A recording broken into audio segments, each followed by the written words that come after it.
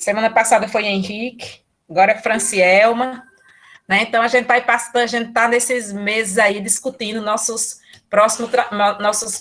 próprias pesquisas. Então, está ficando bem interessante. Então, ao invés da gente chamar o povo de fora, a gente está chamando analisando as nossas pesquisas mesmo, né? E aí abrindo novas possibilidades de pesquisa, enfim, de estudo, como a gente fez uma discussão legal na semana passada sobre a questão da transgenia, sobre a questão da agroecologia, né? E aí do agronegócio no primeiro dia com Sidney, e hoje a gente vai mudar um pouco, né? Que a discussão de Francielma é mais para a questão de professor, de formação de professores e do PIBID, de geografia e essas relações, certo? Vamos lá, as meninas. Olá, pessoal, boa tarde. Todo mundo me vê e escuta direitinho? Escutar, só não faz lhe ver. Aqui tá tudo ligado. Deixa eu tentar. Pronto. Não. Agora sim. Sim. Então, pessoal, hoje a nossa convidada, para mudar um pouquinho o tema, é a professora Francielma, né, que foi a nossa tutora na escola no tempo do PIBID. Então, eu fiz questão que todo mundo que estava no PIBID viesse assistir Francielma aqui hoje, porque é muito importante. E assim como foi importante para a minha formação, sei que foi importante para a formação de vocês também. Então, a professora Francielma de Souza Gomes é graduada em Geografia pela Universidade de Pernambuco, campus Petrolina, possui especialização em Metodologia de Ensino de Geografia e História, é mestre em Educação pelo Programa de Pós-Graduação em Formação de Professores e Práticas Interdisciplinares aqui da UPE Petrolina. Hoje ela faz parte do Grupo de Pesquisa Sociedade e Natureza do Vale do São Francisco, é também participante do CEA, né, do nosso Centro de Estudos Agrários, e atualmente é professora efetiva da Rede Municipal de Petrolina, Pernambuco. Então, professora Francielma, a palavra está com a senhora, seja muito bem-vinda. Boa tarde, gente, eu agradeço, né, o espaço.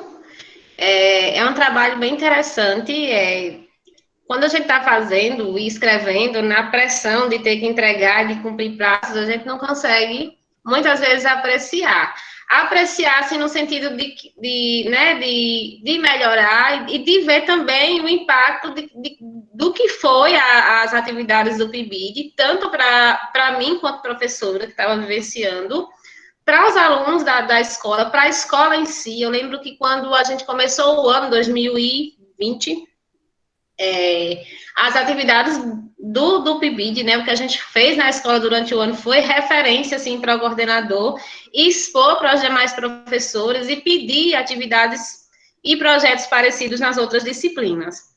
Vamos lá, vou colocar aqui apresentar.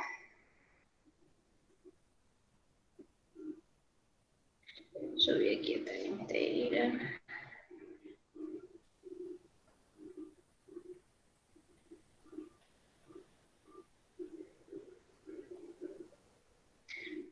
Tá aparecendo aí, gente? Ainda não. Vamos ver aqui, então, o que foi que aconteceu.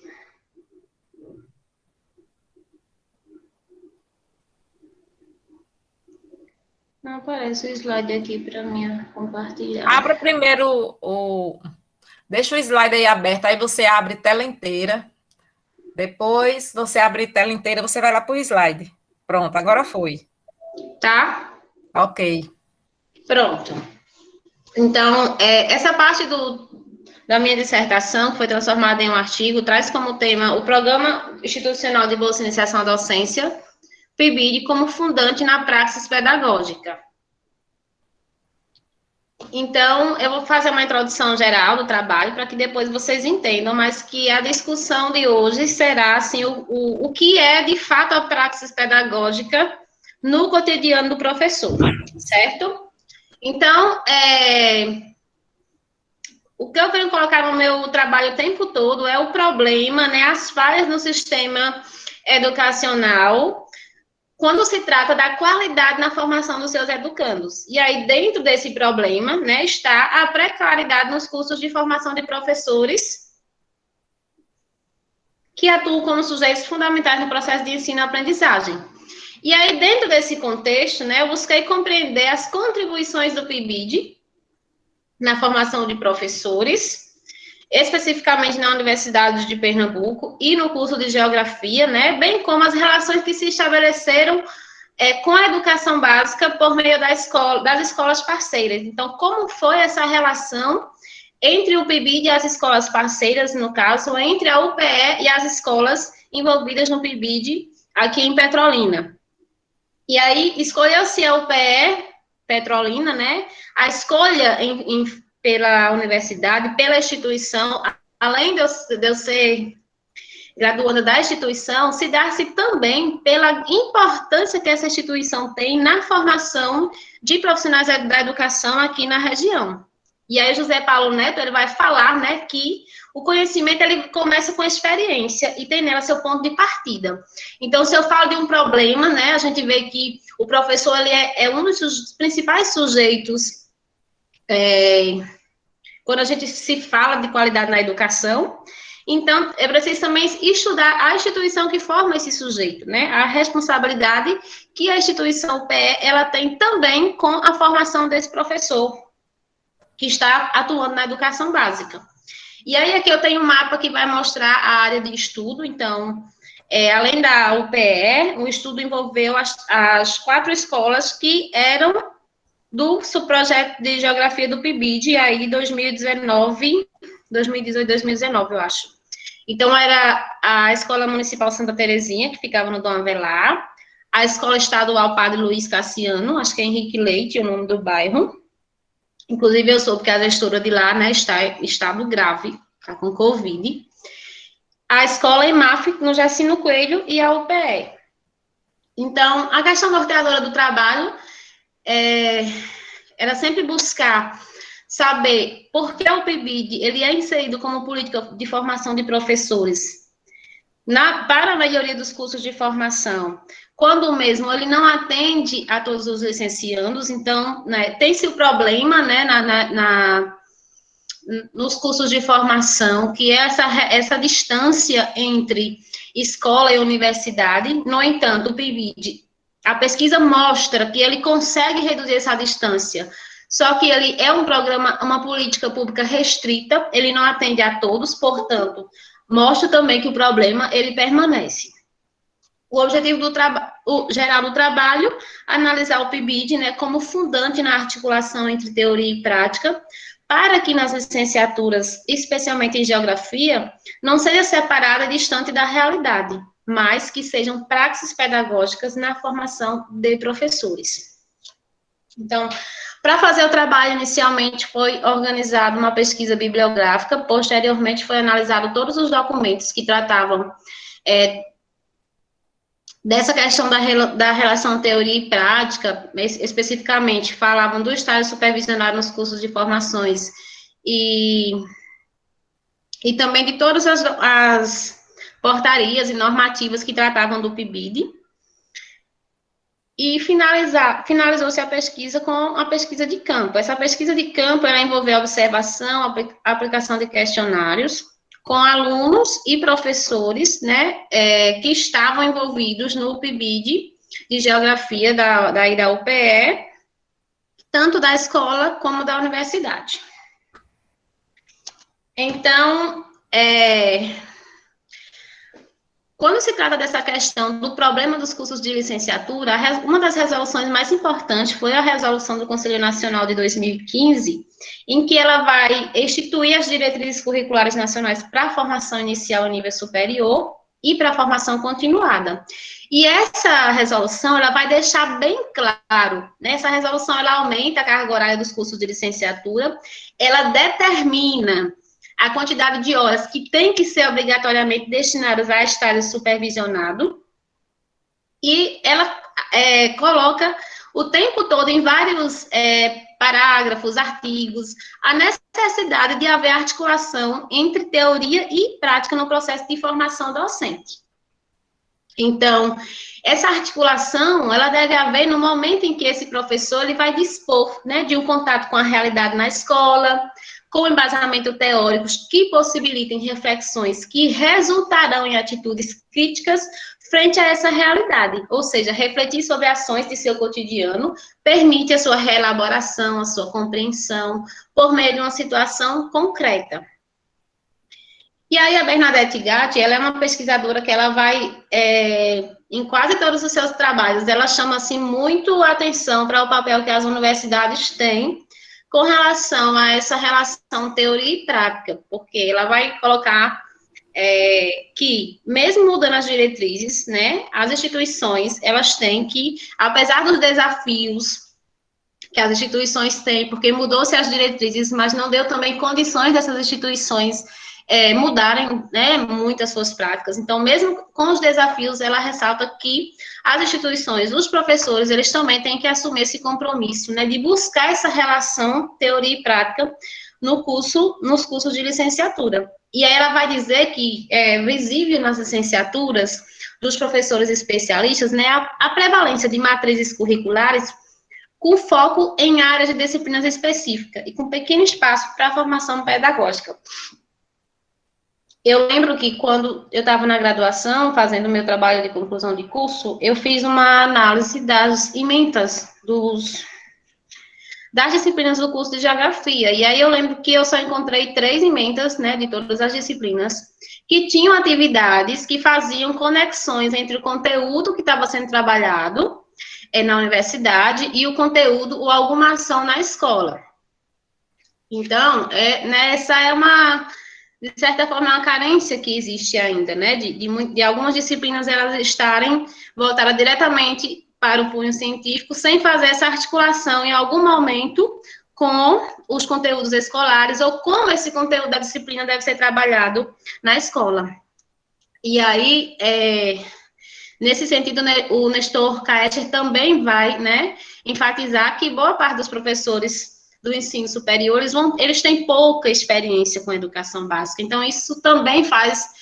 Eles não tiveram nenhuma vivência com a educação básica, vão para uma instituição formar professores para a educação básica, e que isso, de certa forma, né, é também, assim, uma dificuldade que esses profissionais vão ter de se trabalhar dentro das suas disciplinas específicas, tipo climatologia, cartografia, de se trabalhar essa relação entre essa disciplina, entre aquele conteúdo teórico e as práticas que devem ser vivenciadas na escola. Então, ele vai dizer que, por mais pertinentes que sejam os diagnósticos derivados das leituras, de pesquisas, vai faltar nesses professores o diálogo com a cotidianidade das escolas, né? E aí a gente vê que o PIBID é uma iniciativa que vai ter entre esses seus objetivos aproximar a educação básica e educação superior. Nesse contexto, nós tivemos também, apesar de diferente a residência pedagógica, que vem nesse mesmo viés, e aí o PIBID, ele consegue, né, tirar o professor da universidade, porque ele passa a visitar cotidianamente a educação básica, ele começa a vivenciar quais são os problemas, né, a partir das reuniões, dos encontros, dos debates, das discussões. Então, a gente vê que o PIBID, ele não se restringe só ao aluno em formação, ele é muito mais amplo nesse processo de formação continuada e da praxis pedagógica. E aí, quando a gente pergunta aos alunos, né, se o PIBID, ele aproximou a escola e a universidade, então, a maioria, eu não coloquei os depoimentos aqui, porque, né, a maioria de vocês já vivenciaram o PIBID e a residência, mas está lá no trabalho, então, a maioria vai dizer que o PIBID, ele consegue essa aproximação. E uma minoria vai colocar assim, que por mais que a ideia, né, os planejamentos, eles sejam bons e importantes, às vezes a infraestrutura da escola, ela impede, assim, uma maior abrangência, né, dessa aproximação. Então, de certa forma, esse aluno não está errado, porque as escolas realmente, elas não têm, assim, um espaço para o aluno do PIBID planejar, porque às vezes a biblioteca está cheia de aluno, que era para ser um espaço para receber, às vezes o laboratório de informática está cheio de aluno, enfim, as escolas, elas estão superlotadas e realmente, às vezes, no que se trata de infraestrutura, realmente as escolas, elas não têm, assim, espaços, né, falta espaço. Mas dentro na medida do possível, busca-se esse espaço e adapta. E aí, falando, né, da teoria prática, a praxis pedagógica. Então, eu lembro que quando eu estava estudando, eu demorei um pouco a entender bem o que era a praxis. Dentro desse processo aí de docência. E aí a praxis, né, ela vai ser o quê? Uma atividade humana que pressupõe a idealização. Só um minuto. Ô, gente, já teve menino, foi, Franciel?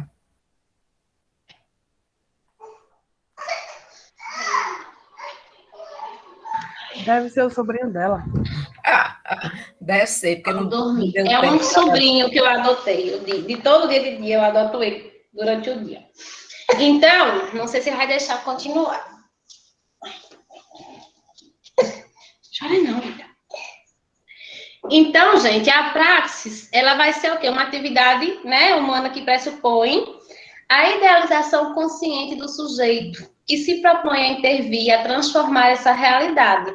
Por isso que é necessário conhecer essa realidade e também negar, porque negar significa transformar em outra realidade. Então, por isso a importância do PIBID e por isso que o tema do artigo coloca o PIBID como fundante, né, da praxis pedagógica. Porque no PIBID o aluno ele tem essa oportunidade. Então, ele tem a oportunidade de conhecer a realidade. Quando eu conheço uma realidade, eu identifico seus problemas, significa que eu estou negando. Quando eu identifico os problemas. A partir da negação, eu vou buscar o quê? Embasamentos teóricos e meios de transformá-la. Então, essa ação de negar e de buscar meios de transformá-la em outra realidade transforma, né, a minha ação em praxis.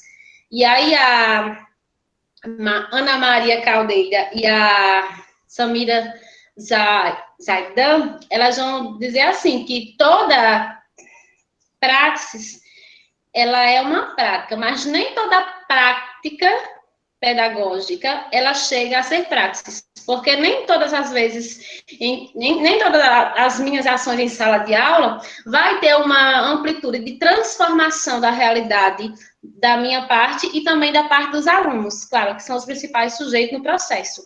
Mas a ação docente que se configurar a praxis, ela vai causar uma transformação da realidade, não só do aluno, mas também de mim, enquanto professora, né, de todos os sujeitos envolvidos. Então, e essa negação, ela vai induzir, né, o professor a refletir teoricamente sobre sua prática, sobre a possibilidade de mudança, em busca de resolução do problema que foi encontrado. Dessa forma, mediante a unidade teoria, reflexão e prática ação, nós vamos transformar-se não só a realidade, mas também os sujeitos envolvidos. E aí as autoras também vão dizer que, diante de uma realidade, né, a formação teórica, ela proporciona um conhecimento indispensável na reflexão, ação dessa realidade. Então, é importante o cuidado quando a gente fala assim, só o conhecimento teórico, a universidade fica só na teoria. Não, a teoria, ela é indispensável, né? Na ação da praxis, para que a minha atividade enquanto professora seja uma praxis, a teoria, ela é indispensável. Só que ela não pode estar separada da realidade. E aí, no QESE, gente, ela vai falar que a praxis, ela exige do professor algumas qualidades. Então, ela vai dizer que o professor precisa compreender a realidade na qual ele está trabalhando, né? Ele precisa compreender a comunidade, a sua história, a sua cultura, sua relação de classe, suas relações de produção, suas perspectivas de formação e de reprodução.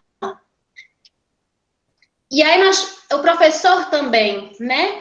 Para realizar a sua praxis, ele precisa ter um comprometimento político. Então, o educador ele tem que ter um comprometimento político com o que faz, né? Compreendendo a sociedade em que vive, ele precisa ter clareza, né? De que está comprometido com a sua ação. Então, dentro desse contexto, a gente vai perceber que o professor ele só tem duas opções.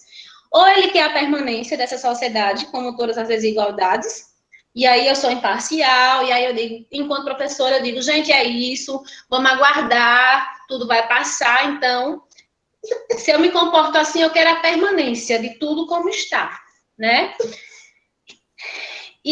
Ou então eu preciso trabalhar para que a sociedade se modifique.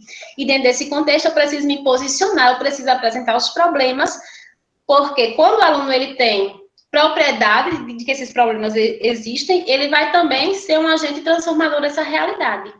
E aí, uma outra qualidade que o professor tem que ter, o domínio do campo científico com o qual trabalha. Então, ele precisa dominar cientificamente a sua área de trabalho, né? E por isso, ele precisa possuir competência teórica para poder desempenhar a sua atividade acima do que está no livro didático. Então, se eu não tenho esse domínio do científico, eu vou reproduzir o plano de ação que a Secretaria de Educação me dá, eu vou reproduzir as habilidades e os objetos de conhecimento que estão postos no novo currículo, sem fazer a reflexão, e aí eu vou estar apenas transmitindo conhecimento, sem reflexões. Competência técnico-profissional. Então, essa questão da competência técnico-profissional, gente, está muito assim, porque nós vamos encontrar muitos desafios nas nossas escolas. Eu vou ter uma escola de referência, que tem salas com 25 alunos, que tem ar-condicionado em todas as salas, e todos os alunos têm livro. E eu vou ter uma escola com 40 alunos, que ninguém tem livro. E aí eu preciso saber como trabalhar com essas duas realidades, né? Ensinar não vai significar somente ir para uma sala de aula em que se faz presente uma turma e despejar sobre eles o conteúdo, tipo, tá aqui o conteúdo vai ser esse assim em todas as turmas, né? Não é bem isso. O professor ele vai ter que dispor de buscar um discurso, da linguagem adequada, da compreensão dos alunos, utilizar as ferramentas que ele tem no espaço de trabalho dele para poder transformar esse conteúdo significativo para o aluno. Então, dentro desse contexto, a praxis, ela não é aplicar teoria na prática, né? Ela se apresenta como uma possibilidade de transformação da realidade. E aí as autoras, Caldeira e Zardin, elas vão destacar, né, a necessidade de ações concretas que devem ser desenvolvidas no sentido de contribuir para promover a ascensão da consciência comum à consciência da praxis, para que esse professor, né, ele possa se perceber como sujeito de seu trabalho, e não só como um transmissor de um currículo ou de um plano de ação, que o órgão no qual ele trabalha mandou ele executar. E aí, dentro desse contexto, né, o PIBID na formação inicial, como é que ele funciona? Então, nós temos lá a formação inicial, que é a instituição, nós temos o PIBID, que é o projeto, né, e esse projeto funciona como? Construção de projetos que são feitos a partir da realidade da escola, do embasamento de muitas leituras teóricas que esses alunos têm cotidianamente. Então, esses alunos aplicam os projetos, depois eles refletem e eles vão transformar as ações na escola, né? Eles vão refletir sobre os resultados alcançados. Então, essas ações, essas três ações juntas, a construção do projeto, a aplicação e a reflexão proporcionam a relação teoria e prática, na qual ela isso vai causar uma transformação em todos os sujeitos envolvidos, certo? Então, dentro desse contexto, nós podemos dizer que o PIBID, ele foi construidor de práticas educativas para os envolvidos. E aí, aqui nesse item, a gente vai falar das contribuições do PIBID na formação do sujeito das praxis pedagógicas. A gente vai falar eu vou falar para vocês, brevemente, das atividades que foram desenvolvidas na Escola Santa Terezinha, né? Atividades que se constituíram como praxis, a partir dos resultados observados nos envolvidos, certo?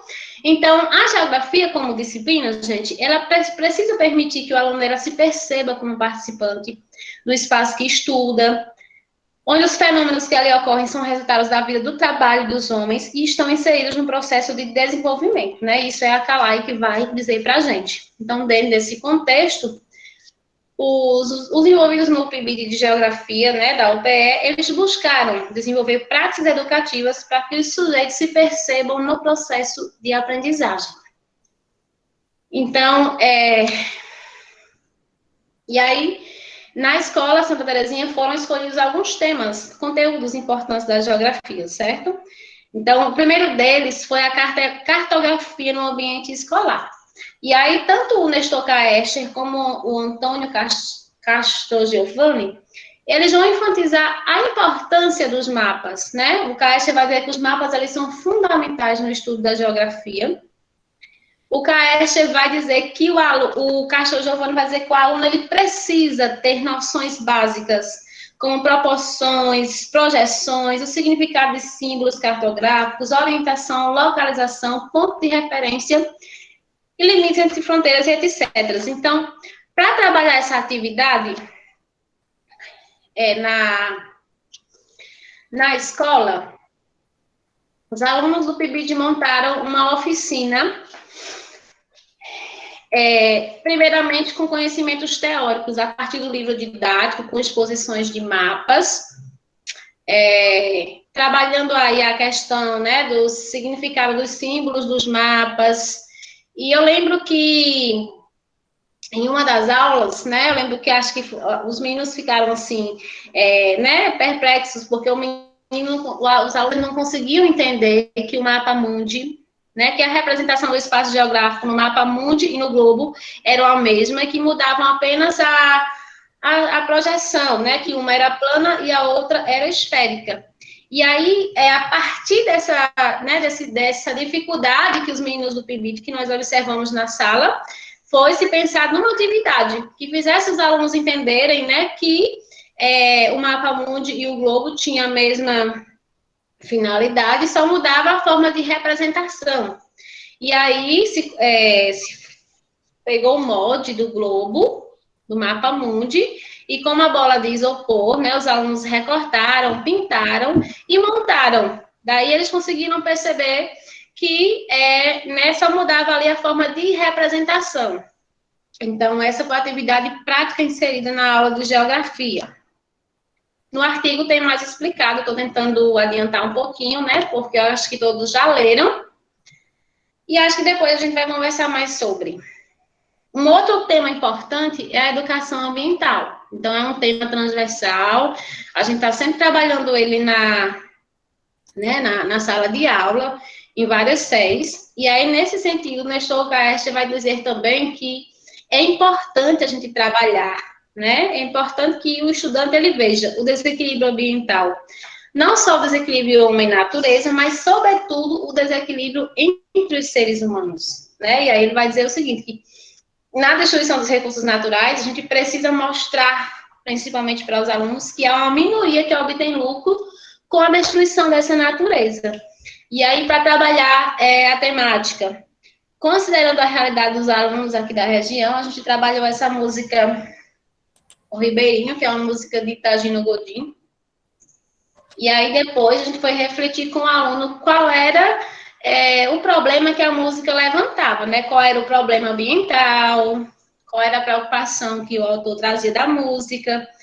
Enfim, isso fez os alunos, né, refletirem bastante sobre a realidade, um problema local dele, principalmente quem eram os causadores desse problema.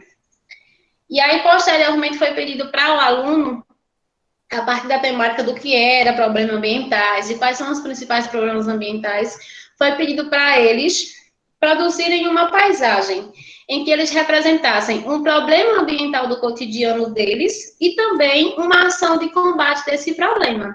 Então, né, aqui o aluno, ele sim, um exemplo de como o aluno, ele conseguiu aqui expressar, né, que ele compreendeu esse conteúdo trabalhado, mostrando a realidade, o problema e a possibilidade de resolução do problema dessa realidade. Sistemas físicos naturais. Então, é um conteúdo de fundamental importância, que a gente está o tempo todo trabalhando, né? Então, nessa perspectiva, foi trabalhado com os alunos do PIBID, né, as características naturais do Brasil, hidrografia, clima, relevo, vegetação, focando mais a nossa região. E aí, para inserir a realidade do aluno, priorizou-se aspectos naturais da região Nordeste, e aí a gente trouxe como debate o subdesenvolvimento da região, né, atribuindo a questão climática. Então, eu poderia, e aí depende de como vai ser a minha ação enquanto professor, né, eu vou tratar do clima da região Nordeste sem falar do problema econômico que envolve o nosso clima. E aí a minha ação vai ser uma prática, sem reflexão, ou vai ser uma praxis? Então, buscou-se desmistificar essa concepção que tinha por trás da atuação dos grandes coronéis da região, que utilizavam a seca para buscar investimentos e depois desviá-los. E aí a gente inseriu nesse conteúdo atividades de campo. Então, os alunos visitaram o Centro Zoobotânico do Exército para conhecer de perto, né, as espécies mais comuns aqui na nossa região, de vegetações, tinha também alguns animais. Então, para fazer essa aula de campo, junto com os alunos, a gente montou um roteiro, então a gente trabalhava com 4 turmas, e aí a gente já enfrenta problema, porque os espaços não recebem 160 alunos, não tem transporte para todo mundo, então, enfim, é todo um processo de adaptação para poder se trabalhar essas atividades na escola. Processo de produção e reprodução do espaço geográfico, então, dentro desse contexto, né, os alunos, eles precisam compreender o espaço geográfico como constituído por formas materiais visíveis. Então, e aí, né, a Ana Cavalcante, ela vai falar do papel que a escola, ela tem, né, de trazer o cotidiano do seu interior, com o intuito de fazer uma reflexão. Então, principalmente na geografia, não tenho como trabalhar os conteúdos sem estar fazendo essa relação com o cotidiano do aluno. E aí, para trabalhar essa questão da produção do espaço geográfico com os alunos dos 6º anos, a gente fez 2 aulas de campo em espaços diferentes. Então, para trabalhar a questão dos aspectos econômicos, a gente foi ao Centro de Estudos Agrários, né, para entender os processos de produção aqui local, e aí a gente tratou muito dessa problemática, né, dos transgênicos, que é o tema que a professora Áurea aborda lá, e também uma visita ao Museu do Sertão, que aqui já era um momento mais histórico dele entender o processo de formação, mas na questão cultural mesmo, de entender os seus antepassados. Então, foi um momento muito importante para os alunos. E aí, esse trabalho, depois da visita de campo, ele teve a culminância na escola. Eu coloquei aqui até o print da postagem da escola, e aí a gente fez um seminário Conhecendo o Nordeste, nos quais os alunos, eles apresentaram para os demais alunos, foi escolhido alguns alunos, e aqui também envolvi o professor de História e o professor de Ciências, para trabalhar junto comigo, além dos meninos do PIBID, claro. Os alunos produziram apresentações curtas, foram escolhidos alguns alunos, né, que alguns se voluntariaram, que eles apresentaram o que eles vivenciaram na atividade de campo e nessas atividades realizadas para os demais alunos. E aí, no momento também, a gente inseriu também uma apresentação cultural.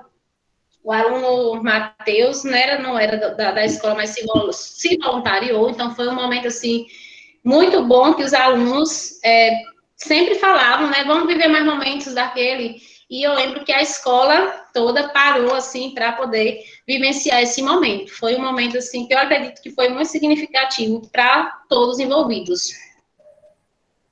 Então, gente, o que a gente percebe? Que o uso criativo de diferentes recursos no ensino de geografia, né, a música, o mural, trabalhos de campo, filmes, histórias em quadrinhos, mapas, então, essas são possibilidades que a gente vai ter de transformar a nossa prática em praxis, de fazer com que a nossa ação na escola seja sempre uma praxis, né, para que possa, de fato, contribuir para que a aula ela estimule o interesse e que esse aluno ele consiga entender essa realidade, porque só entendendo é que ele vai transformar.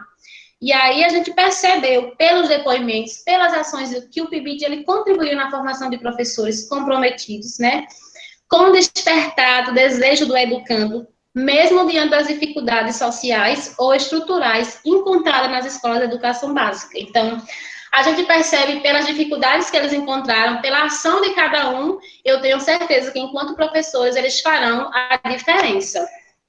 E aí eu termino com uma reflexão bem interessante acho que é de Manuel Fernandes, em que ele faz esses questionamentos, ele faz 3 questionamentos importantes, que nós, enquanto professores, sempre temos que ter, né?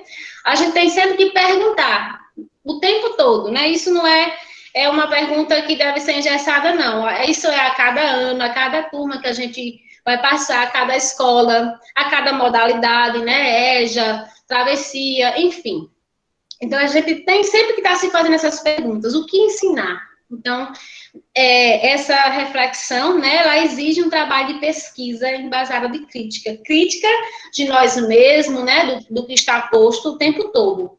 Então, uma sólida formação vai ser um determinante dentro desse contexto. Né? A quem ensinar? Essa pergunta, ela tem que ser feita o tempo todo. Então, eu preciso conhecer, né, a cultura, a questão social, o cuidado de respeitar as diferenças, de valorizar os saberes no processo de ensino. Então, a quem ensinar é uma pergunta desafiadora, né, principalmente agora, porque a gente está num processo de ensino remoto na minha escola, nos quais eu poderia dizer assim que apenas 20% dos alunos têm acesso. Então, a gente está vivendo uma exclusão o tempo todo. A gente está sem voz. É como se a gente não sabe. Eu acho que enquanto professor a gente não está sabendo nem como conduzir o processo. Como ensinar? Então, esse como ensinar, eu acho que é a pergunta mais desafiadora, assim, porque o próprio autor vai dizer assim, não existe uma receita pronta para ensinar cada conteúdo, né? Esse como ensinar, eu preciso saber a quem, eu preciso saber o que e a quem, para depois construir esse como ensinar. Então, é isso, né? De um modo geral, eu acho que, né, o PIB, vou falar dos resultados, né, que eu encontrei na minha pesquisa, a partir de tudo analisado. Então, a gente percebe que o programa contribuiu na relação teoria e prática, mas ainda há esse, né, a gente percebe que esse distanciamento entre a geografia universitária e a escola, ele ainda existe, e aí esses problemas estão relacionados ao que eu coloquei né, lá atrás de vocês, que muitos professores da universidade, eles também não tiveram nenhuma. Então, o programa ele oportunizou os futuros professores a refletirem sobre a construção de novas práticas docentes, com base na realidade das escolas. A gente viu também que eles vivenciaram experiências interdisciplinares, lúdicas, né, e a superação. Então, a gente percebeu, os alunos do PIBID, eles conseguiram superar esse discurso de que a teoria está distante da prática, porque a gente viveu, sim, momentos em que teoria e prática se articularam. E a troca de experiências teóricas e práticas entre os licenciandos, docentes, né, da educação básica superior e dos alunos. Agora, fiquem à vontade para falar. Ok, Francielma, foi bom a discussão, né? Então, pode tirar aí, Francielma, porque aí os meninos vão fazer perguntas. Vou sair aqui, cadê?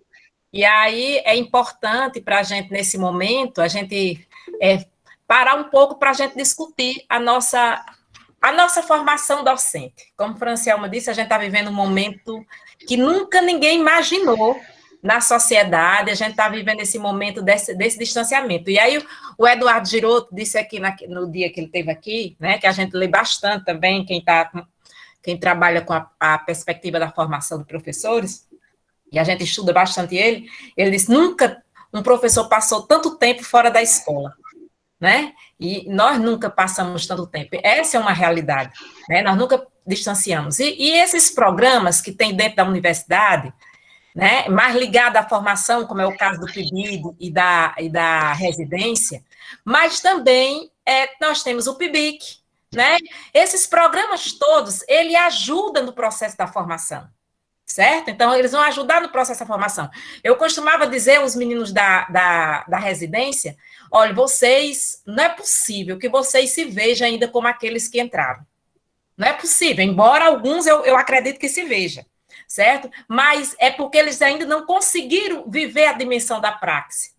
Mas eles não são, certo? Quando você passa por um processo de formação, principalmente como o que a gente viveu na residência, no PIBID, que eu botava para ler, botava aquilo, né? Então, lia às vezes, eu sei que muita gente, essa é a história da praxe, eu sei que às vezes muita gente lia porque era obrigado, né? Lia porque era obrigado, sem necessariamente fazer um processo da interiorização, é o que o Mesaros vai chamar do para além do capital, é a internalização.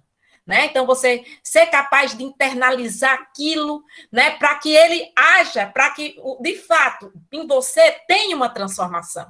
E essas análises da Caldeira Zaidan e do Mesaros que vão fazer a partir das ideias de Marx, e a partir da análise do trabalho, que vamos discutir também, a partir da análise do trabalho, é você fazer uma transformação em si mesmo. Enquanto você não der conta disso, não tem como você transformar a realidade, porque você só transforma a realidade quando você se dá conta daquilo que você está vivenciando.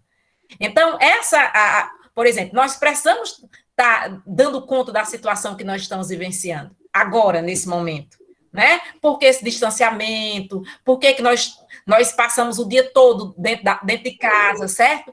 E aí, para a sociedade, não, nós somos uma ala da sociedade que, de fato, temos salário, né? De fato, temos salário, mas a questão de você viver esse cotidiano sem o contato, porque eu digo, a escola, ela não é só o espaço do conhecimento, ela não é só o espaço que você aprende as diversas disciplinas isoladas, porque nem consegue ter um processo de totalidade nessa disciplina, mas a escola é, sobretudo, um espaço de socialização, certo? É um espaço de socialização, de vivência, que você vai ali para brincar, certo? Então, o que a gente está sentindo, mas as crianças e os adolescentes estão sentindo muito mais, certo? Estão sentindo muito mais. Eu vejo minha sobrinha, ela fica chorando, e esse negócio não vai acabar mais nunca, minha sobrinha tem 9 anos, esse negócio não vai acabar mais nunca, mamãe, porque eu não aguento mais nem falar nessa pandemia. É uma coisa, por que ela tá vivendo isso? Porque ninguém, se para nós, que somos adultos, ficar o dia todo no computador, imagina uma criança ficar o dia todo na frente de um computador, para aqueles que têm, ainda tem isso, né? Para aqueles que têm, assistindo aula, né? Porque os que não têm, porque a gente pode separar essa pandemia em várias escalas, né?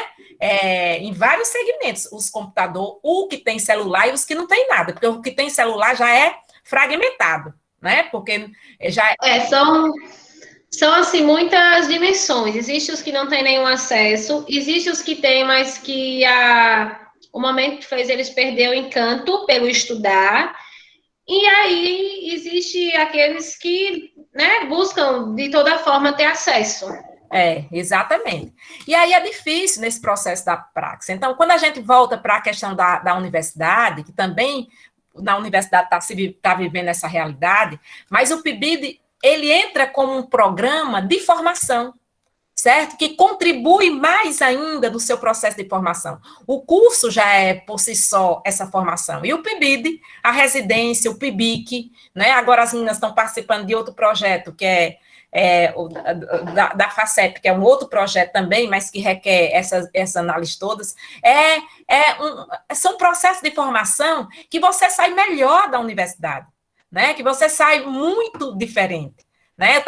Eu estava dizendo a Karine, muita gente aqui participou do PIBID, Francielma, Wanderson, né? Muita gente aqui participou disso. Se eu tivesse tido uma bolsa na minha vida, eu acho que a minha vida não tinha sido tanto de dor, né? Quando eu estudava, porque naquele tempo não tinha praticamente essas coisas, né? Tinha, mas na universidade nem tinha essas coisas, né? E aí a formação tinha sido muito melhor, muito. Então, hoje eu proporciono coisas, por exemplo, aos meus bolsistas que eu nunca tive. E não é porque a história de que eu nunca tive, a cada um que vai ter, né? Então, cada um que vai ter. Não é assim, porque eu sei que a nossa função enquanto docente é exatamente contribuir com essa prática. Essa formação, mas não é uma formação que é só do outro, essa formação ela tem que ser nossa também, certo? Então ela tem que ser nossa, a partir de diversas reflexões, para que haja também no outro um processo de transformação, e esse processo de transformação é o que vai dar a transformação da sociedade, que vai me permitir negar, transformar, certo? Quando eu nego, quando eu começo a entender todo esse contexto que está vivendo na questão da educação, na questão do campo, né? Então, eu vou poder contribuir melhor com a sociedade. E aí eu já disse aqui, e não é somente no sentido da revolução, essa tem que precisar acontecer, mas primeiro de começar em mim, certo? E primeiro começar em mim. Aí é o que Mesaros vai chamar da internalização, né? Então, eu preciso primeiro em mim ter essa dimensão do que está acontecendo, né? Dentro dos processos educacionais, eles precisam, de fato, ser refletidos, né? Ser refletidos, vamos dizer assim, discutidos, e aí, para depois a gente entrar nesse processo de transformação e contribuir minimamente com as coisas. Então, a gente vai ver de tudo hoje, nessa... E aí é como se a escola vivesse um faz de conta, né, desse mundo da pandemia, porque a pandemia tem revelado, de fato, que é a escola, né, e que ela não é acessível a todo mundo, né, principalmente com esses meios tecnológicos, né, porque ela não é acessível a todo mundo. Então, e aí, não é que o ensino privado seja melhor, mas aí, nesse caso, quem está na escola privada, todo mundo que está na escola privada tem acesso a um computador, né, tem acesso a um computador. Então, ele vai ter mesmo de forma remota, mas ele vai ter um ensino melhor, né. Então, e volto a dizer, não é que o ensino privado ele seja melhor, não é isso. Ele tem mais conteúdo, ele tem mais, mas ele não é melhor. Aí a Bárbara estava fazendo a pesquisa dela e mostrando, né?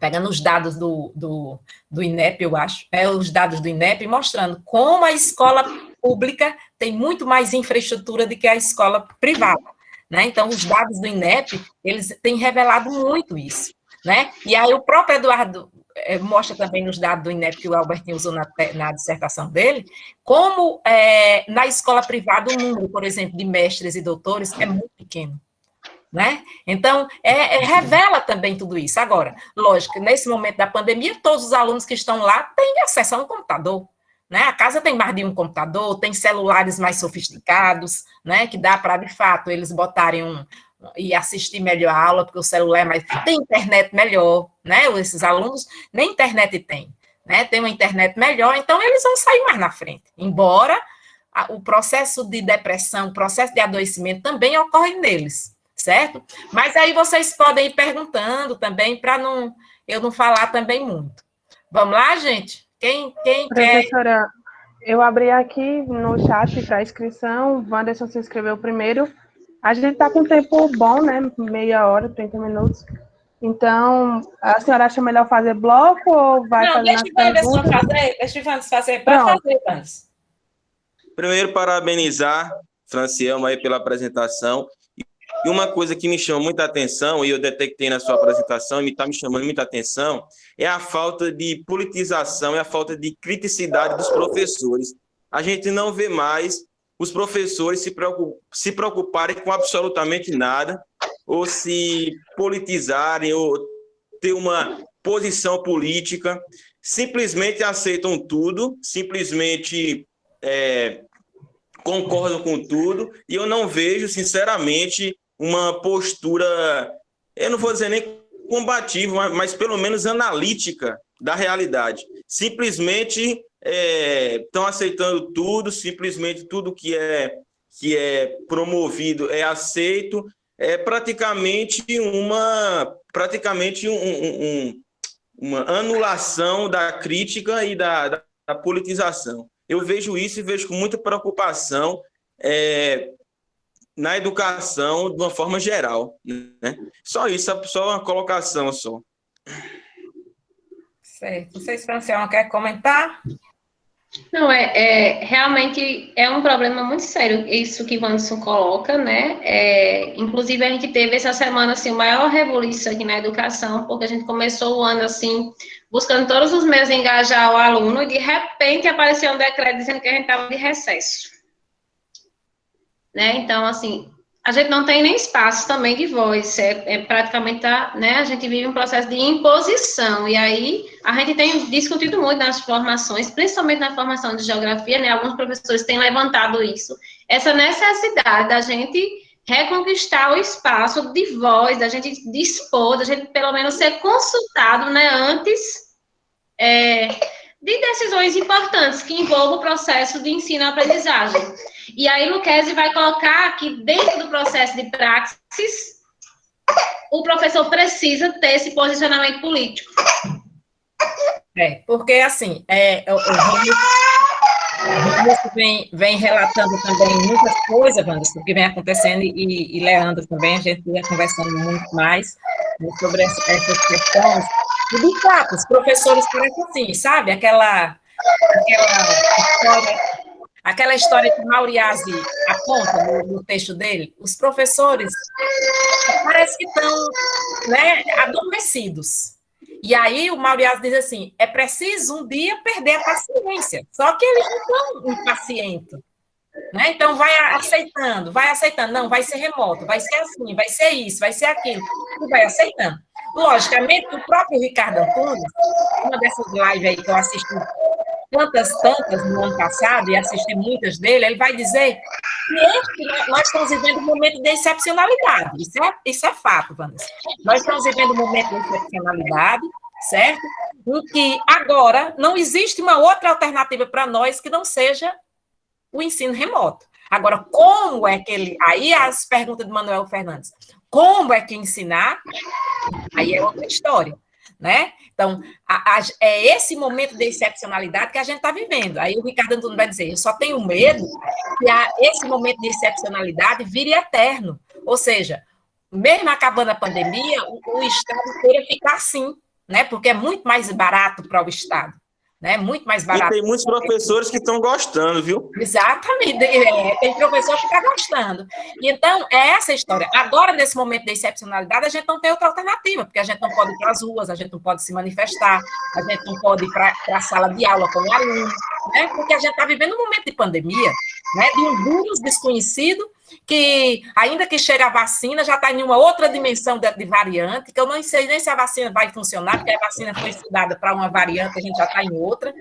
Então, é uma coisa assim, logicamente, que a gente não entende isso como um processo natural aqui no grupo, a gente entende isso como uma produção, que a pandemia foi uma coisa que foi criada. O coronavírus é um vírus que não é natural. Mas aí, os professores, de fato, estão vivendo esse momento do adormecer. Então, vai lá, né? E aí, todo mundo foi ter que fazer curso, inclusive eu, para poder mexer nessas plataformas. Inclusive, eu paguei para poder entender isso, né? Como é que a gente vai... Mas também só quis aprender o básico. Não quero para além do básico, não adianta ninguém me ensinar, porque eu não quero. E aí, veja... para poder ter minimamente, poder ensinar e poder chegar de uma forma mais, de fato, que o aluno aprenda um pouco mais, já que eu acho que ele não aprende, mas pelo menos que aprenda um pouco mais, certo? Mas os professores estão indo dessa forma, estão gostando, porque estão em casa, porque, né, bota aí uma coisa para os alunos, não tem que estar todo dia na escola, e a própria escola também perde o controle da situação, eu acho que ela perde um pouco o controle da situação, né? Você não sabe exatamente quem está dando aula, quem não está, quem vai isso, quem não vai, eu acho que a escola também tem perdido esse controle, né, da situação, e aí vai nessa, então os professores estão vivendo esse momento do adormecer, certo? E aí é difícil perder a paciência, porque aí, às vezes, os trabalhadores precisam, de fato, perder a paciência, né? É como se nós não tivéssemos diante das condições objetivas para a luta, e é todo dia um monte de coisa chegando, né? Um monte de coisa chegando, e a gente achando que vai voltar, e aí nós não somos nem prioridade para a vacina, né? E aí entra nesse contexto. Então, por isso que é cada vez mais difícil parar para poder fazer os processos de reflexão, porque é uma coisa que eu falava na disciplina lá do mestrado, porque não se estuda mais também. As formações, aí, Francielma, é uma outra pesquisa, precisa discutir o processo de formação que é dado nas formações. Certo? Dá uma belíssima pesquisa. Como é que acontecem essas formações? Né? Como é que é esse processo das formações quando o professor ele já consegue o trabalho? Entende? Então, é esse ponto que precisa ser analisado. Porque como é que ele está fazendo o processo do estudar? Né? E aí, por isso que a gente vê com muita dificuldade os professores da própria rede, quando eles se inscrevem no mestrado, por exemplo. Né? E os professores, de um modo geral, quando passam muito tempo fora da escola. Gente, o que a gente não teve de inscrição indeferida, não foi nem de não passar na prova escrita, não passar na entrevista, não passar no projeto, da inscrição indeferida. Por quê? Porque a dificuldade de ler um edital, a dificuldade de entender aquilo. Então, eu boto, tá pedindo diploma, eu boto o diploma, eu não boto o verso do diploma, a menina se arretou, né? Eu boto o diploma, mas não boto o verso. Aí ela disse, mas por que minha inscrição foi indeferida? Aí eu só disse, você já olhou o verso do seu documento? Sim, mas lá não diz que tem que mandar o verso do documento. Aí eu pego coisa do edital e diz, os documentos incompletos, as inscrições são indeferidas, né? Para ver se ela para de ficar. Então, a quantidade de inscrição que a gente indeferiu é um número, assim, absurdo. Então, são dificuldades no processo da formação. Dos projetos de pesquisa, foi mais outra porretada de reprovação, né? Então, aí a gente fica também se culpando, né? Se culpando, a gente precisa oferecer formações para esses professores, de como é que faz um projeto, de como é que entra no processo da pesquisa, de como é que entra no estudo. Aí a gente também começa a ficar se culpando, né? Porque aqui é um mestrado de formação de professores, dar as mínimas condições para esses professores poderem concorrer de uma forma mais igualitária, entende? É uma coisa assim que entra nesse processo da formação. Entende? Então, é complicado, porque, e aí, quando ele está querendo, ele vem fazer uma disciplina eletiva, ele começa a ver a coisa já com outra perspectiva, ele já dá uma melhorada, porque as disciplinas eletivas, no mestrado, por exemplo, elas fazem parte de um processo de formação, né? Porque quem faz tem um outro olhar já para poder entrar, né? Então, ele então, quem faz já está numa outra dimensão, né? E aí, quarta-feira mesmo, eu tive que parar a aula para explicar, porque eu estou dando aula, eu estava dizendo, a pior coisa é você dar disciplina eletiva em momento de processo seletivo, porque você tem ali um monte de aluno que está fazendo a seleção e eles não passam, eles são reprovados. Aí fica, lá no grupo, era um comentário, Maria, tanta gente reprovada, Maria, porque eu tirei nota, Maria, por isso, e eu quieta. Depois eu peguei na aula e fui explicar por que os alunos são reprovados, né? Por que você não olha o edital? Porque você não... Primeira coisa que a gente tem que fazer é ver qual é o professor que você vai fazer, para você fazer um projeto baseado no que ele estuda. Aí todo mundo ficou calado. Então, é a dificuldade no processo da formação, né? Da leitura, do entendimento, que o edital é um documento, como diz a Andresa, é uma lei. Então, você tem que seguir aquela lei ali, né? Então, é muita dificuldade, Wandas, que às vezes a gente não culpa só o próprio professor. É a própria situação do contexto da alienação que faz com que ele, na correria também do dia a dia, ele não estude mais, ele se distancie, de fato, de um processo de formação. Eu até digo às meninas aqui vocês vão voltar para as escolas, aí a dificuldade de voltar de novo para a universidade, aí emburrece. Se ficar só na escola, lendo livro didático, vai chegar um momento que entra no processo de emburrecimento. E aí não tem mais reflexão, Wanderson, né? Você só lê agora livro didático, entende? Então, se é livro didático, toda hora livro didático, prepara a tarefa, vai para a atividade, corrige prova, entra nessa loucura, né? Eu digo isso com muita firmeza, porque eu já fiz parte desse processo. Eu digo direto aos meus alunos, eu dava 17 aulas por dia, eu era a própria máquina, né? Eu era a própria máquina. Era 17. Você sabe o que significa 17 aulas por dia? 17 aulas por dia. Eu, de noite, eu estava a carcaça de Max, né? Então, 17 aulas. 17 aulas. Como, Maura? Eu conseguia dar 17? Sim, eu dava... Hoje, que é o Plenos, eu dava 6 de manhã, 6 de tarde e 5 de noite, né? Então, você começa a virar isso. Então, se você... Aí eu senti, não, eu preciso parar. Né? Eu preciso parar e estudar. Foi quando eu parei para ir para o mestrado. E por conta disso, eu tive 3 reprovações, né? Porque até eu me inteirar, de fato, aí fui fazer disciplina especial, como aluno especial, para poder, de fato, eu me aprimorar melhor para poder entrar, né? Porque eu vi que eu estava já a máquina do processo, certo? Então, é isso. Quando eu digo aos alunos, cuidado, para não ficar só nisso, né? Tem que dar aula, mas tem que voltar para a universidade sempre, participar dos congressos, participar das formações, certo? Não ficar só naquela coisa da escola, porque senão você fica louco. E aí acaba, Wanderson, o processo de politização, entende? Ele vai perdendo e ele não vai se dando conta disso. Ele não vai se dando conta, o professor não vai se dando conta dessa coisa, certo? E aí não faz reflexão nenhuma, porque a gente vai voltar. Eu vi os professores também, na UPE começou essa discussão, depois, e aí uns não queriam dar aula de jeito nenhum, aí também não, a gente vai ter uma hora que a gente precisa prestar conta à sociedade, né? A gente não pode voltar presencialmente, a gente tem que entender a excepcionalidade, né? Mas a luta deve ser para a gente não ficar eternamente nisso que a gente está aqui. né? Porque se ficar nisso que a gente está aqui, que é o que o Estado quer, aí é o fim, né? É o fim, porque o que ele não ganhou de dinheiro nesse mundo pandêmico também, ganhou, o Estado ganhou, as grandes empresas ganharam. Essa empresa mesmo desse MIT aqui não tem mais nem onde botar dinheiro, entende? Então, é nesse processo. Jaqueline. Boa noite, professor. Eu quero falar com a Francielma. Tudo bem, Francielma? Francielma, seu trabalho é muito, muito bom, somente enquanto professora, né? A gente sabe da importância dessa sua escrita, dessa sua escrita, dessa teoria, né? E a prática, você deixa muito claro no seu trabalho.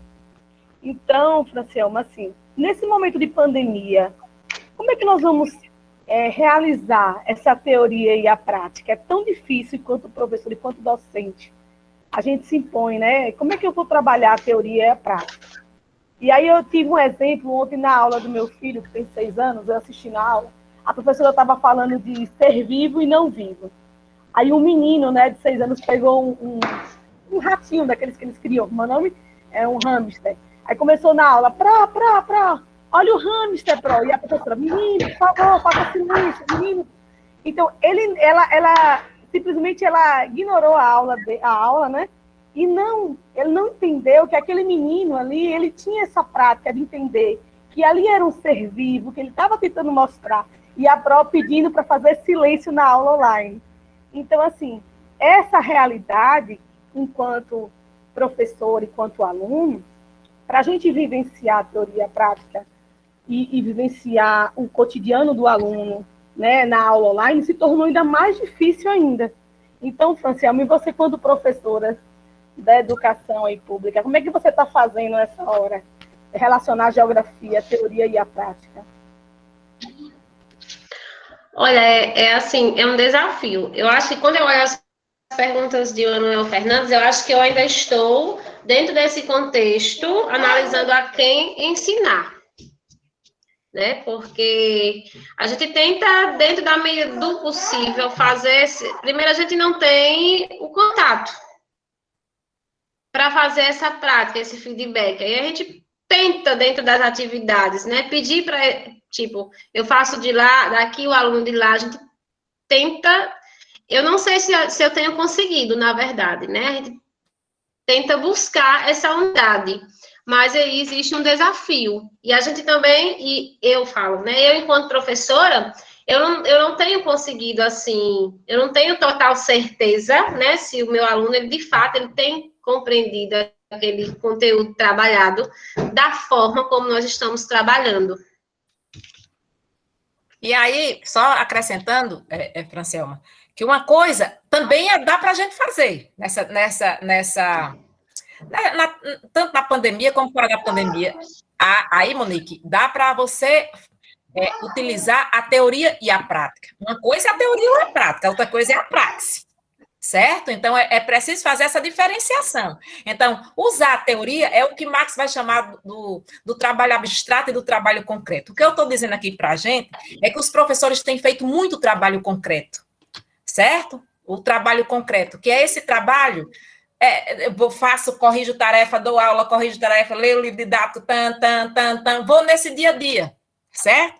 Mas eu não realizo, de fato, o trabalho abstrato. Qual é o trabalho abstrato? Esse é o trabalho do pensar. Esse é o trabalho do pensar, e a Alexandra gosta de dizer que pensar é diferente de reflexão, mas é para vocês entenderem melhor. Esse é o trabalho é um trabalho que exige reflexão, porque ele exige estudo, certo? Ele exige estudo. Então, eu não posso separar, certo? Eu não posso separar o trabalho abstrato do trabalho concreto. Ou seja, eu não posso fazer essa separação.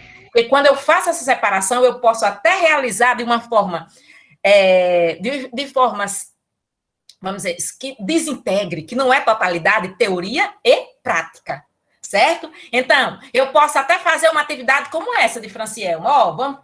Vamos estudar aqui, nós estamos estudando aqui a questão da agricultura, vamos lá no Centro de Estudo Agrário. Eu fiz a prática, certo? Eu fiz a prática. Agora, como eu relacionei essa prática de modo que ela se torne totalidade entre teoria e prática?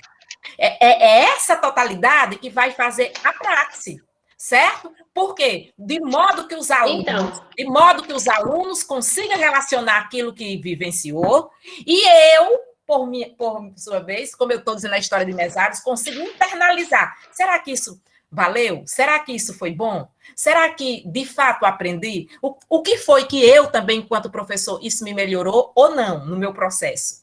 Certo? Entende? Então, é isso que vai me dar a condição de transformação.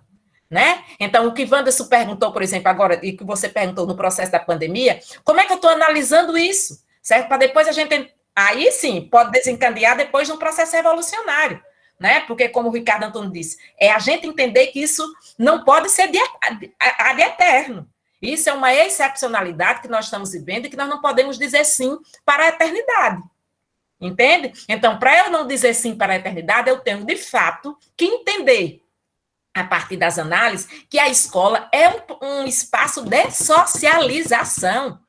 Ela é espaço de vida, ela é espaço que produz e reproduz vida para além de estar todo mundo dentro de uma sala de aula empilhado, certo? A gente precisa entender o corredor, certo? A hora do intervalo, aqueles meninos gritando, o menino brincando, as apresentações, o dia disso, o dia daquilo. É isso que faz a escola, certo? A quadra, é isso que faz a escola. Inclusive, o próprio Luquez vai dizer, a escola precisaria ser aberta à comunidade, sábado, domingo, para a comunidade ir para a escola, para usar a quadra. Infelizmente tem roubo, não dá para usar. Mas era para a escola ser assim. Entendeu, Franciel? Mas esse processo, que acho que é o que você ia falar, né? Pode falar agora. Você queria falar na hora que eu estava falando. Não, é bem isso, porque na atividade, dá um exemplo de como eu cheguei à conclusão de que uma das ações do PIBID, ela foi uma praxis, né? A atividade que a senhora falou que a gente levou os meninos para visitar. Então, no seminário Então, os alunos, eles tinham tanta vontade de expressar, assim, de falar algo sobre aquele momento, então, ficou, assim, claro para nós que aquele momento foi significativo, né, que realmente mudou a forma de pensar deles. Então, nesse momento, tanto eu como todos os professores envolvidos, a gente conseguiu vivenciar junto, alunos e professores, que aquele momento foi um praxis. Mas agora, esse momento que eu vivo agora, então eu não sei até onde a minha aula ela tem transformado a realidade do aluno, né? Exato. Nós estamos, digamos que, eu não sei se é bem essa palavra, mas nós estamos vivendo um momento do abstrato. É isso. Do abstrato, não é o abstrato de Marx, mas vamos mudar a palavra. Seria um momento de incertezas, embora a gente esteja dentro da casa de todo mundo. Embora a gente esteja dentro da casa, certo? E aí está dentro da casa de todos. Agora, nesse momento aqui, por exemplo, a gente está participando da casa de todo mundo. Né? Um que passa, que ouve a discussão. Eu disse aqui, minha vizinha, eu duvido como ela vai ganhar o título agora de formada, porque tem dia que são as brigas, quando é a reunião do colegiado, do mestrado, tem dia que é as brigas, tem dia que não é assim, dá os gritos, tem dia que é as brigas, ela deve estar impressionada com o negócio. Tem o dia da briga, tem o dia das aulas, tem um dia aqui do grupo, né? E aí, veja, então, de uma certa forma, a gente está dentro das casas das pessoas, né? Então, a gente tem isso também, que a gente está dentro da casa das pessoas e não sabe, inclusive, como é que as pessoas entendem esse processo, né? Para além dos alunos. E aí, gente, a gente precisa entender que o PIBID, o que a gente está discutindo aqui, o PIBID, ele pode contribuir, de fato, para essa praxe. Certo? Ele é uma possibilidade para que o aluno entre nesse processo de refletir a formação do professor e entenda o professor enquanto profissão, certo? Entenda o professor, eu acho bem interessante naquele dia que o Eduardo estava aqui, que a menina disse, a gente precisa entender o professor enquanto vocação. Não é vocação, né? Ele vai dizer, não é vocação, nós somos profissionais, certo? Então, aí ele deu até um exemplo. Não pode dizer que o Neymar, por exemplo, ele só tem a vocação para jogar bola. Ele treina e duro, pesado. Então, nós também estudamos e para chegar onde nós chegamos, nós estudamos para poder chegar, certo? Então, não é uma questão só simplesmente de vocação, né? De sacerdócio, essas palavras que muitos nas formações de vocês, amor, certo? Não, é profissão, que vem, por exemplo, a questão de você gosta, aí inclui a questão do amor, mas não é necessariamente uma vocação, certo? Então, às vezes você não tem, mas você começa na universidade entender que é bom ser professor, certo? Que é uma profissão que é vantajosa, que precisa de muita luta para poder a gente quebrar determinadas barreiras do tipo conseguir, não necessariamente somente a questão salarial. A questão salarial, eu vejo como uma luta que se a gente ganhar 30 mil, a gente faz a mesma aula, né? Mas para a gente entender o que é esse processo da praxe, e eu não me deixar ser um robô, porque aí você se dá conta de que precisa não ser um robô, uma máquina, né? Que você precisa estudar, e que você precisa gastar com livros, que você precisa investir em você, que você precisa ter um momento para você viajar, mas não é ir para a praia. Pode até ir para a praia, porque nós somos da geografia, depende do tipo, não é para a praia, só para eu ficar vendo o mar, e aí só depois eu bebo. Tem isso também, Evandro, tem isso também. Mas é para eu apreciar a questão do conhecimento, para eu ir no museu, para eu ir num cinema, para eu ir... Isso também faz parte do processo da formação, do meu descanso. É o que o Mesaros vai chamar do tempo livre. Como é que eu faço o uso do meu tempo livre? Certo? É para mais ainda aumentar o processo do capital ou para eu poder entrar num processo de formação também minha? Certo? Então, por isso que o Mesaros vai dizer da educação para além do capital, a gente estuda desde quando do nosso nascimento até a morte. Então, a vida é sempre um aprendizado, né? Então, a gente precisa entender isso, né? Então, precisa entender a teoria e a prática para além dela, mas sim a partir da praxe, porque praxe é transformação, e eu só entendo transformação se eu me transformar. É a transformação de mim mesmo e do outro, certo? É a transformação de mim e do outro. A cada momento que a gente está aqui, novas perguntas, são novos questionamentos, são novos... Veja, a gente poderia no processo desse que a gente faz agora do mestrado de seleção, poderia para nós ser só uma máquina. Corrige, defere inscrição, reprova, passa. Não, a gente fica pensando, puxa, a quantidade de reprovados, a gente entra no processo de reflexão o tempo todo. O que é que a gente precisa fazer, gente, para diminuir essa quantidade de pessoas reprovadas? Que vai ter, mas para eles chegarem pelo menos até o final das outras etapas aprovado. E não aí no final vai entrar os 25, mas que vai ficar esse monte de classificado em lista de espera, mas não de ser tanto reprovado, né? E aí a gente começou no ano passado, vamos fazer uma formação na prefeitura, né? Vamos fazer uma formação na prefeitura para dizer como para ver se diminui mais a quantidade de reprovados, certo? Mas a gente só fez uma, tem que ser mais. Então, isso é entender que a gente tem uma obrigação social, né?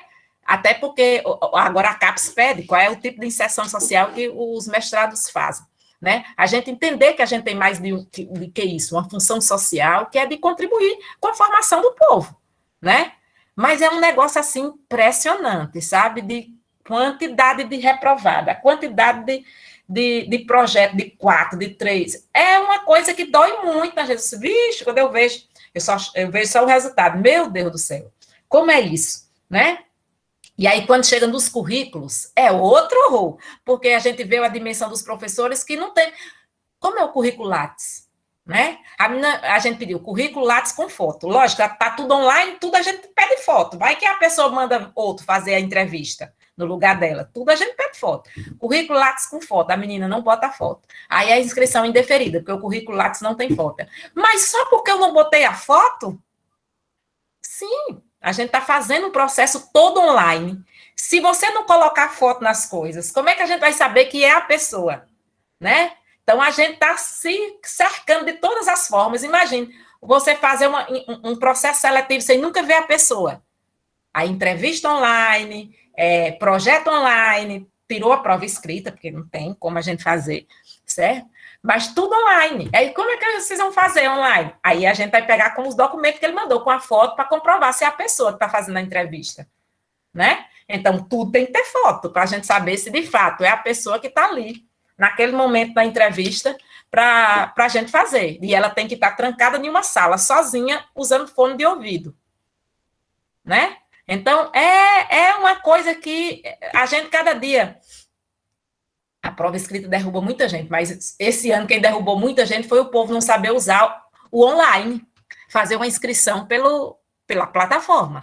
Né? O que derrubou muita gente foi, eu diria, metade dos inscritos, Monique. A metade dos inscritos. Uma coisa é você ir lá, entregar um envelope cheio de papel, outra coisa é você inserir aqueles papéis todos no computador, né? Em cada item daquele. Então, derrubou um monte de gente. Um exemplo foi a seleção do professor da UPE. Tinha que anexar tudo, professora. Eu não tive nem paciência de anexar tudo. Chegou um momento que eu digo, não, meu Deus do céu, não aguento mais não. Tudo em PDF, tudo é muito complicado mesmo. Por isso que não consegue. É muito documento para você anexar. Para quem não mexe muito com o computador, não consegue, não. Não consegue fazer. Tem muito documento, não dá conta, não, para você anexar tudo. Dá não. E deixando para o último dia, então, que só no último dia foram 100 inscrições. Então, as pessoas deixam tudo para o último dia, e aí faz mal feito. Então, acho que o 100 deferido foi tudo no último dia. Aí, então, gente, esse processo que a gente precisa discutir dentro da história de todo mundo que está aqui, vai ser professor, certo? E muitos que estão aqui, a maioria participou do PIBID, desde Wandes, dos mais velhos aos mais novos, participaram do PIBID, certo? Então, o PIBID, de fato, é esse programa que ajuda. Maria, o PIBID na vida de cada um aqui, né, foi outra coisa, né? Então, hoje eu fico com pena, Franciana, porque hoje na geografia a gente não tem mais o PIBID, né? Não é porque o programa não tem, embora ele a cada ano ele reduziu a quantidade de bolsa. Não é como do seu tempo, como o tempo de Wandes, que tinha 20 e tantas pessoas só na geografia no PIBID. Não é isso, certo? Tá bom, Jussiene, a gente está terminando também, mas porque a geografia está com nota baixa, então eles foram arrumando também formas de não dar para todo mundo as bolsas, então eles foram arrumando os artifícios, então os cursos que estão com nota baixa não recebem as bolsas, quando deveria receber para, de fato, melhorar o curso. Olha a contradição, certo? Então, gente, é isso, né? O pessoal já está saindo porque vai ter aula, né? Que é a mesma coisa, Franciana, que a gente está lá no CEA, tem as horas da aula. Então, a gente está discutindo hoje a história da formação, só queria que cada um, nesse momento, pensasse realmente na sua profissão, de fazer o melhor que você puder, né? Como diz Manuel Fernandes nesse mesmo livro, o professor é isso, a gente dá o melhor de nós e sempre está esperando o melhor do outro. Então, para a gente dar o melhor da gente, a gente tem que estudar, a gente tem que se formar, tem que participar bem dos projetos, né? Seja de bolsa, seja sem bolsa, e participar, entrar nesse processo de formação. É essa a mensagem de hoje, né? E aí, aproveitando para agradecer muito a Franciela por estar nesse momento aqui discutindo com a gente a história do PIBID, então, que a gente está discutindo nossas pesquisas, e agradecer por ter disponibilizado esse tempo para as nossas discussões aqui. Então, está ficando bem legal a gente discutir as nossas próprias pesquisas. É bem interessante, está sendo bem interessante esses momentos, né? Então, agradecer a Francielma por esse momento, certo? E dizer, sim, que o PIBID realmente é vamos dizer assim, um divisor de água na formação, seja da geografia, da licenciatura, de um modo geral. Certo? Ok, Francielma? Quer dizer alguma coisa? Francielma, está aí ainda? Não sei se ela está aí com aquele menino. Okay, oi, estou sim. Agradeço, né? Acho que eu sou um fruto do PIBID. Eu posso dizer que eu sou um fruto do PIBID, então eu que agradeço pelo espaço. E é isso.